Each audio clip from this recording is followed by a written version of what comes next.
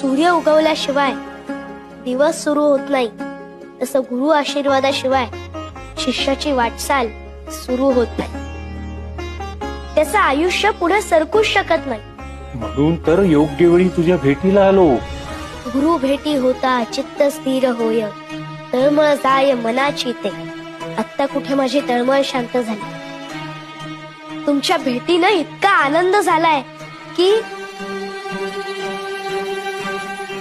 स्वामी, मी जरी महादेवाचा अवतार असलो तरी मी मनुष्य रूपात अवतार घेतलाय.